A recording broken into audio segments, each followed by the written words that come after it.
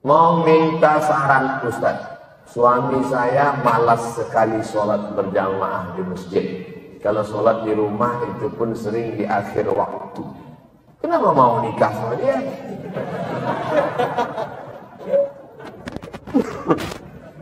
Anak-anak gadis yang belum menikah, syarat yang pertama dilihat adalah sholatnya. Karena yang pertama kali dihisab di akhirat sholat tubuh. Laki-laki yang seperti ini tidak sholat, sedangkan Allah saja dia sia-siakan, apalagi kamu. Tapi karena sudah jadi, nasi sudah jadi tai ayam sudah. Jaga-jaga sajalah. Ibu jangan pernah bosan berhenti mengajak dia. Ayyahdiallahu bika rajulan wahidan khairum min humurin na'am. Satu orang dapat hidayah karena mulutmu lebih baik daripada kau memiliki seekor unta yang merah, kendaraan termahal sallallahu alaihi wasallam. Unta merah zaman Nabi itu kendaraan termahal. Ibu bukan ustazah, tapi suami ibu ini dapat hidayah karena mulut ibu. Masya Allah. Mas, sholat ya mas. Ngapa nggak ajak-ajak? Itu tetangga kita kemarin mati loh mas. Saya pernah puasa meskipun masih minum saat azan subuh. Namun saat itu waktu di jam handphone saya subuh masih kurang 1 menit. Azannya kecepatan 1 menit. Apakah puasa saya tetap sah? Jam 4:08 sudah ditetapkan oleh Badan Hisab dan Ruqyah. Di Kementerian Agama ada satu namanya BHR, Badan Hisab dan Ruqyah, yang menetapkan 1 Ramadan, 1 Syawal, dan yang menetapkan waktu sholat. Kalau sudah jam 4:08, maka yang jam 4:08 dia minum, puasanya batal. Tapi ada dalam hadis itu Pak Ustaz, apa kata Nabi? Siapa yang makan lalu kemudian mendengar azan, maka selesaikan makanannya. Makan dia, falyamdi, selesaikan makanannya. Itu dibaca syarah penjelasannya. Zaman Nabi, mereka azannya sebelum masuk waktu. Jadi kalau masuk waktunya jam 4:08, dia azan jam 4:06. Maka ketika dia azan, Allahu Akbar, Allahu Akbar, belum masuk waktu. Dan ketika nanti di ujung-ujung, as-salatu khairun minan naum, baru masuk 4:08. Maka saat Allahu Akbar di awal itu belum masuk waktu. Begitu kata penjelasan ulama. Tapi rata-rata muazzin kita azan itu tepat masuk waktu. Ini kasusnya beda. Kata beliau, waktu itu di handphone saya belum masuk. Sedangkan yang masjid sudah azan. Kalau begitu gimana caranya? Kita seragamkanlah handphone kita dan jam kita mengikut jam itu sekarang. Termasuk jam saya sendiri. Ternyata sekarang jam 5:59. Jam saya sudah jam 6:01. Waktu sholat berbeda tapi jam insya Allah sama. Berarti jam.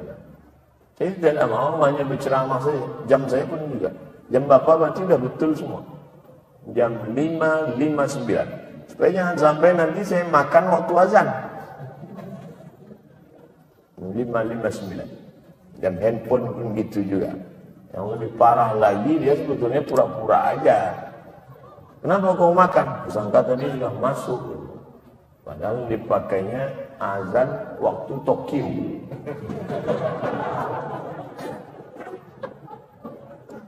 Bagaimana pandangan hukum Islam tentang suntik stem cell dengan menggunakan plasenta bayi? Mohon berikan beberapa hadisnya Pak Ustaz. organ tubuh manusia haram, dan kita tidak boleh berobat dengan sesuatu yang haram. Plasenta bayi, pokoknya anggota tubuh manusia ini kalau diolah sekali lagi maka dia menjadi haram. Badan, tubuh, anggota fisik manusia ini maka dia harus dikubur, termasuk rambut. Rambut saudara kita yang tukang-tukang pangkas, rambut yang dijual, nanti rambut dijual dijadikan sofa. Nanti sekarang begitu sobek anak-anak main pisau, keluar rambut mak lampir. Rambut tak boleh, haram hukumnya menyambung rambut. Begitu juga dengan orang mati, lalu kemudian organ tubuhnya. Banyak kalau keluarga meninggal dunia dibiarkan di rumah sakit, organ tubuh diolah. Na'udzubillah. Jasad manusia ini mulia, tidak boleh diotak-atik, harus digali, dimakamkan. Tapi kalau yang dari makhluk lain dipakai, sama seperti hukum kulit, kalau dia disamak maka dia hukum menjadi boleh.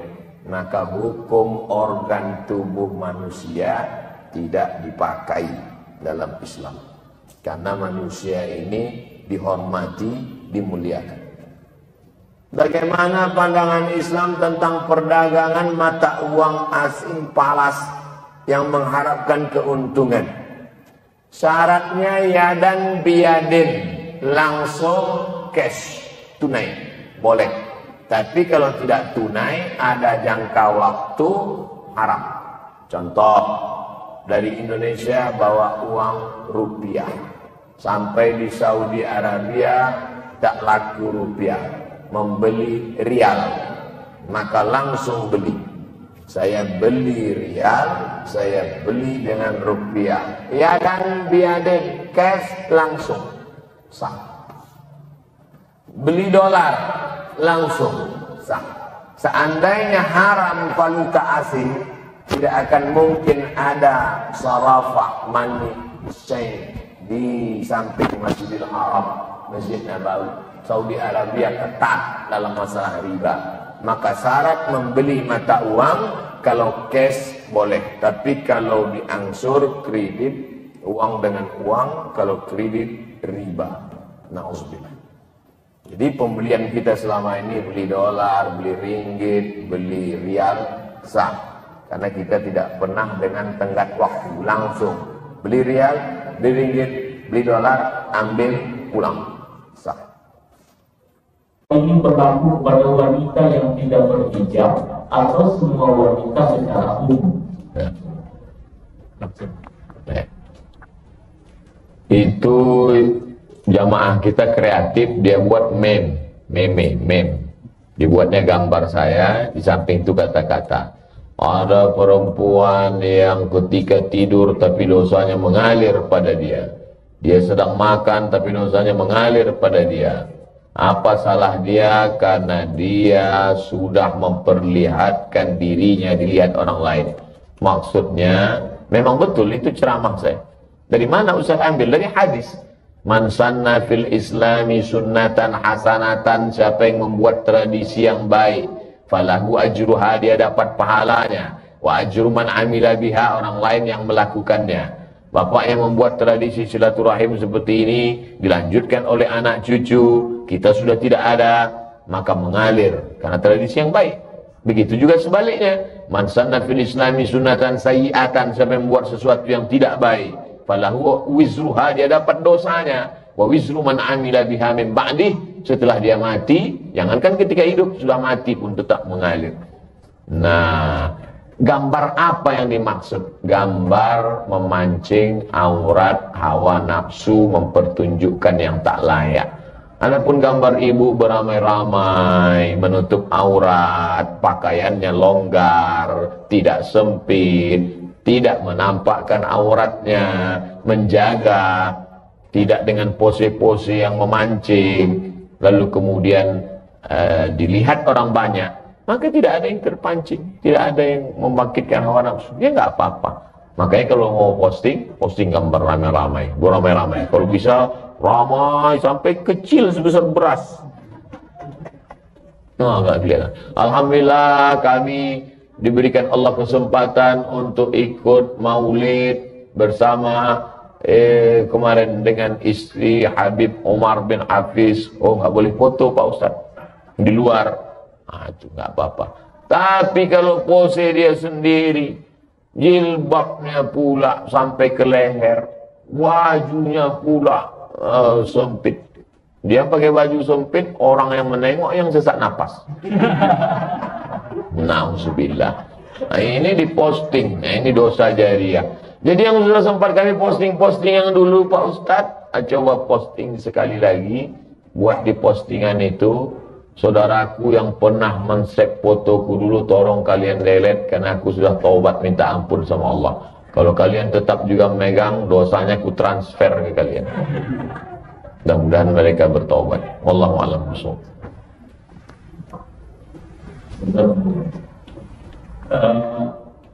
InsyaAllah Ustaz Somad juga akan berempat oleh kemarin lagi. Amin. Karena hanya satu-satunya mic yang seperti ini. Amin. Nah, insyaAllah.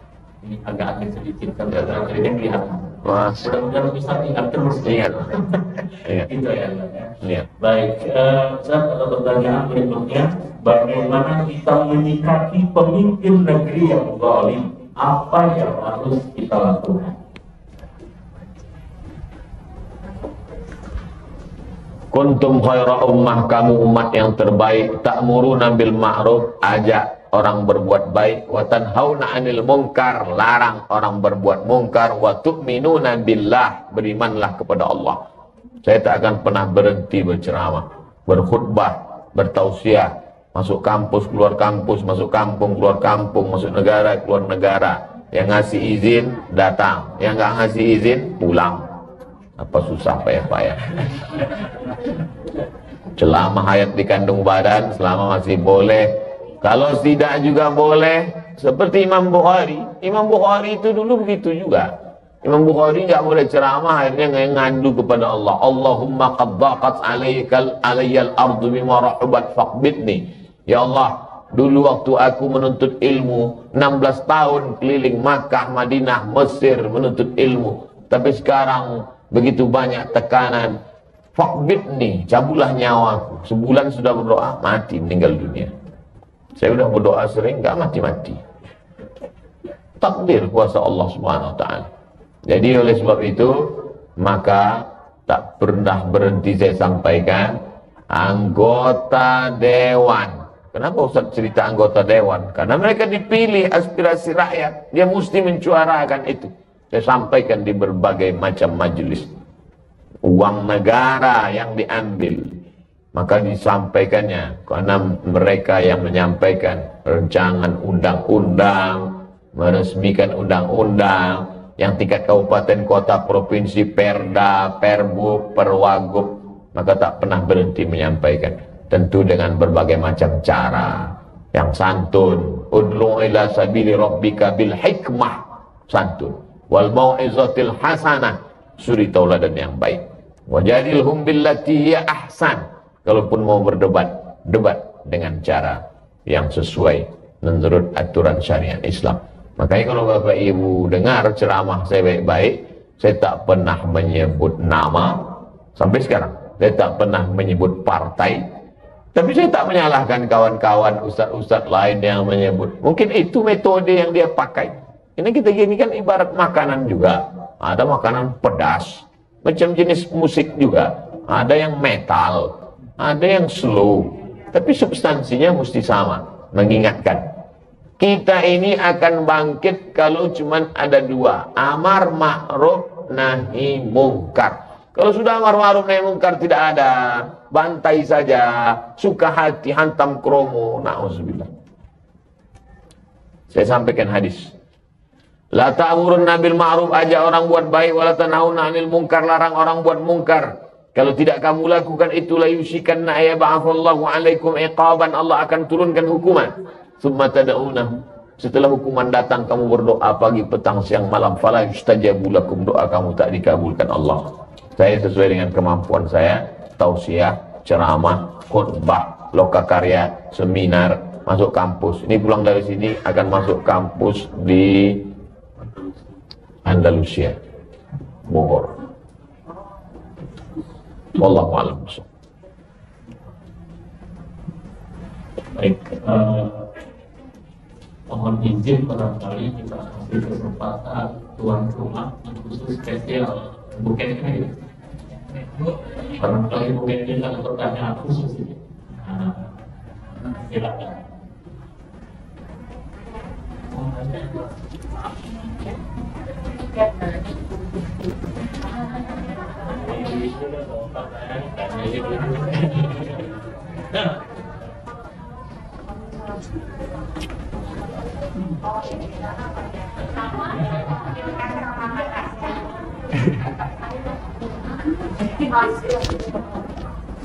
Assalamualaikum warahmatullahi wabarakatuh. Ustaz, kalau nggak salah saya pernah nonton ceramah Ustaz di YouTube. Tapi saya juga lupa ingat apa saya salah mengenai sholat yang diqadha Ustaz. Misalnya kita lalu-lalu nih sholatnya jarang-jarang, sekarang baru mulai rajin.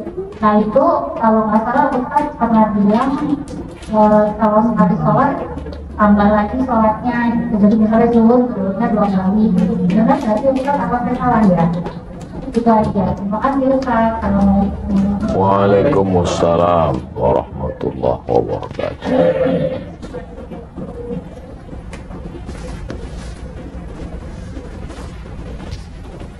Langsung saya jawab Ustaz. Nanti habis sholat zuhur sekali lagi. Usolli fardhu zuhri 4 raka'atin qadha. Habis sholat asar sekali lagi. Usolli fardhu asri 4 raka'atin qadha'an. Jangan di masjid, nanti jadi fitnah.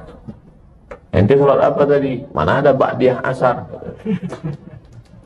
Asar sama subuh dibuat di rumah. Kalau habis ba'diyah maghrib dibuat, bolehkah sebelum ba'diyah atau ba'diyah? Boleh aja. Berapa mazhab yang mewajibkan qadha ini? 4 mazhab. Hanafi, Maliki, Syafi'i, Hambali. Tapi kata Ustadz kami katanya nggak perlu qadha, istighfar aja cukup. Ibnu Taimiyah. Bukan mazhab 4. Ada tuh Ustadz. Ustaz, saya baru taubat. Ya, sholat saya dulu saya ganti atau gimana? Udah istighfar aja selesai. Ibnu Taimiyah. Saya ikut ini aja Pak Ustaz. Ya nggak apa-apa. Saya kan menyampaikan 4 mazhab.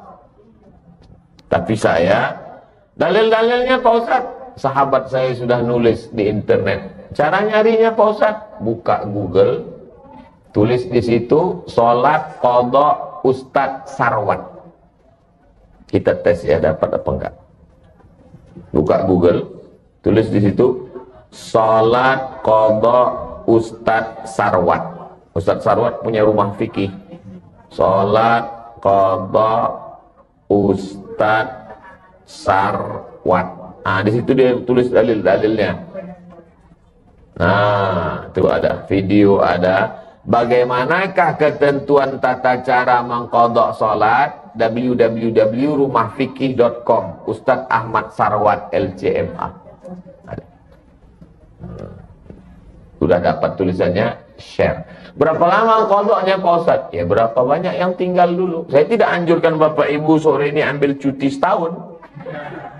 Sekali sholat saja setiap selesai. Terus saya baru sholat sekitar 10 tahun Pak Ustadz. Terus yang tinggal berapa? 20 tahun. Ya, qadha 2019, lunas 2039. Kalau saya meninggal sebelum itu Pak Ustadz, alhamdulillah dianggap lunas. Beda sama puasa. Kalau puasa ibu masih ada tinggal, ninggal itu digantikan sama anaknya, ahli waris. Man mata, siapa yang mati, wa alaihi siyamun, punya utang puasa, soma'an huwaliyuhu, ahli warisnya melaksanakan. Saya niat puasa besok untuk almarhumah emak saya, ganti. Tapi kalau sholat, enggak. Sholat asal sudah meninggal, lunas. Maka siapa yang mau cepat lunas, Allahu a'lam. Baik, mau bertanya satu lagi ada gitu ya, mau tambah lagi? Juga bisa kan? Subuh. Qadha ini bahkan Nabi pernah mengqadha sholat tahajud. Nabi pernah sholat siang 12 rakaat. Sholat apa itu Rasulullah? Karena tadi malam kan tidak mungkin witir siang. Nabi itu 11 karena tahajudnya 8, witir 3, 11. Maka siang nggak ada witir, jadi 12. Tapi kita nggak. Qobliyah subuh kalau terbangun misalnya jam 5, sementara sholat subuh sudah dilaksanakan di masjid. Apakah kita yang terlambat bangun langsung sholat subuh? Tidak, tetap qobliyah dulu. Qobliyah dulu, jangan sampai tinggal qobliyah. Rakaat al-fajri 2 rakaat qobliyah subuh khairum minad dunya wa ma fiha. Lebih baik daripada dunia dan seisinya. Bagaimana kalau masuk masjid sudah qomat? Qad qamatis sholatu, qad qamatis sholat. Tetap sholat subuh, qobliyahnya diqadha setelah sholat subuh. Pulang ke rumah, qobliyah. Tapi tidak wajib. Yang wajib tadi yang sholat 5. Subuh, zuhur, asar, maghrib, isya. Sholat subuh, usolli fardhu subhi raka'ataini qadha'an. Qadha'an. Sholat itu sebetulnya berapa Pak Ustaz? 3. Yang dilaksanakan cash itu usolli fardhu zuhri 4 raka'atin adaan. Yang kedua mengganti qadha'an. Ada satu lagi i'adatan, mengganti. Ibu sudah sholat zuhur.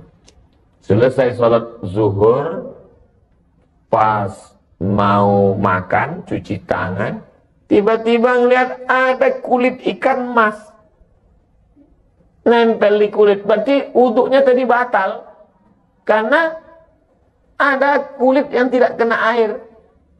Maka sholat zuhur sekali lagi bukan ada, bukan qadha, tapi i'adah, siaran ulangan. Usolli fardhu zuhri. Atau bapak, ketika bapak sudah selesai sholat, istri bapak ngomong, papa, itu tumitnya saya lihat ada cat.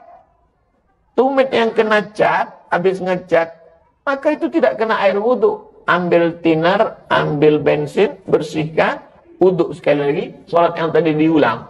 Kenapa diulang? Karena sholatnya tidak sah akibat wudhunya tidak sempurna. Nama sholatnya i'adah. Jadi sholat ada 3. Adaan, qadha'an, i'adah. Wallahu a'lam. I'adah, ulangan. I'adah. Usolli fardhu subhi, usolli fardhu zuhri 4 raka'atin i'adatan. I'adah. Biar nomor tadi. Langsung. Assalamualaikum warahmatullahi wabarakatuh. Waalaikumsalam. Saya mau bertanya 2 Pak Ustaz. Pertama, mana yang lebih baik hukumnya buat laki-laki menjadi imam, ibunya di rumah atau pergi sholat ke masjid? Pertanyaan saya satu itu. Yang kedua, kadang-kadang kita melihat kawan-kawan itu kalau ngambil air wudhu itu tidak sampai ke sikunya, dan bahasa sikunya hanya di sini saja. Apakah kita boleh mengingatkan kepada orang yang seperti itu? Terima kasih. Wassalamualaikum warahmatullahi wabarakatuh. Waalaikumsalam.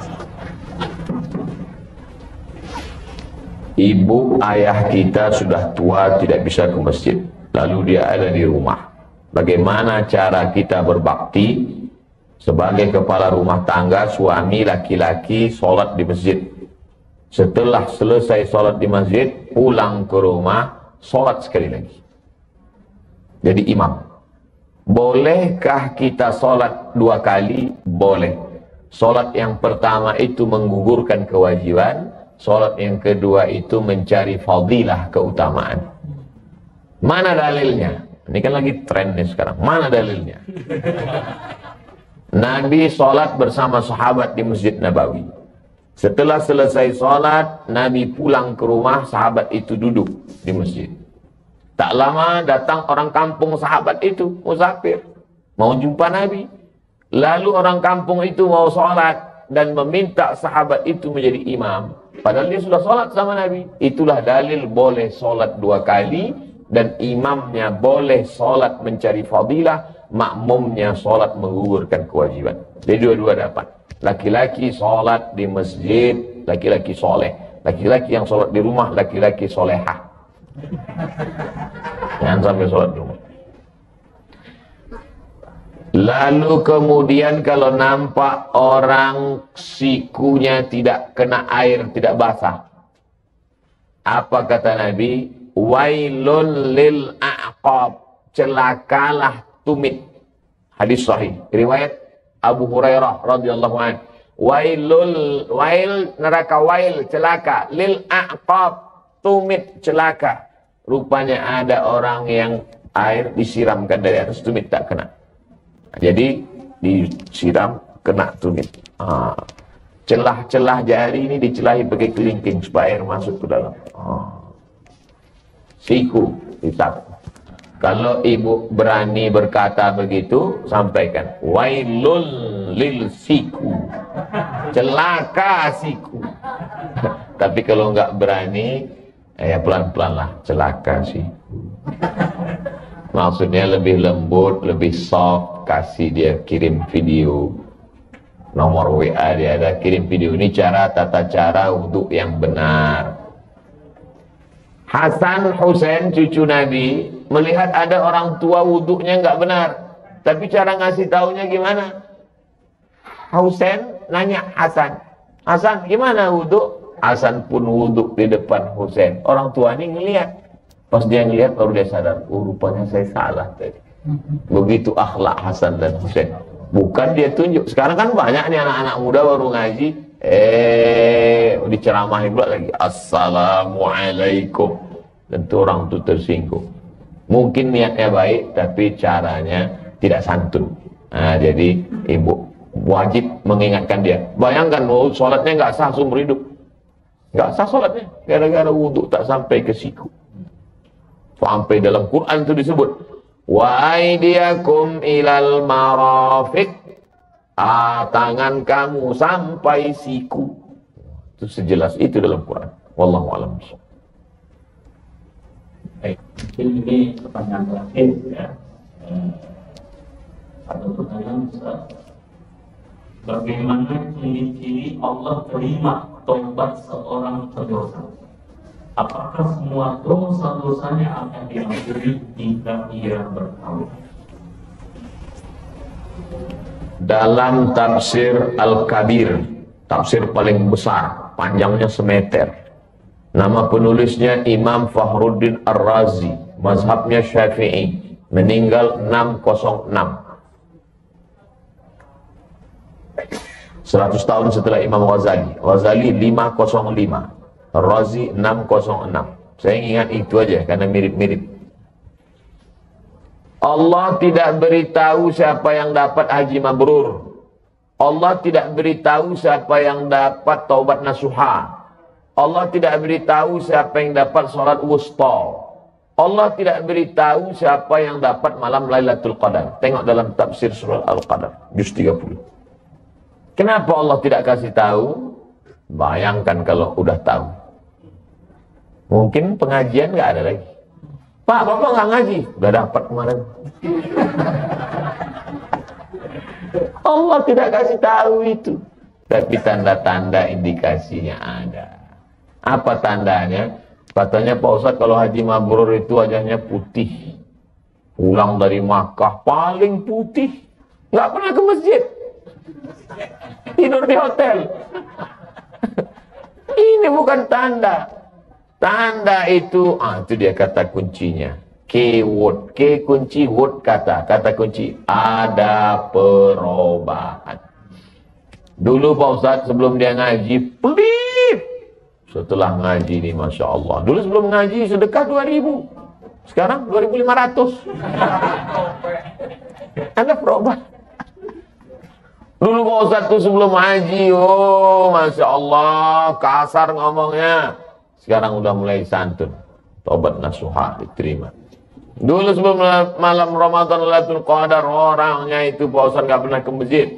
Ada perubahan. Nah, inilah cirinya. Apakah diampunkan Allah semua dosa-dosanya? Mantaba, siapa yang taubat, wa amana, imannya ikhlas, wa amila amalan salihah, beramal saleh. Kalau tiga ini cukup syarat. Ulaika mereka itu yubaddilullahu sayyiatihim hasanat. Semua dosa-dosanya dulu diganti Allah dengan hasanat, kebaikan-kebaikan. Bukan cuma dihapus Allah. Coba lihat bunyi kalimatnya. Yubaddilullahu sayyiatihim hasanat. Diganti Allah semua dosanya menjadi hasanat, kebaikan-kebaikan.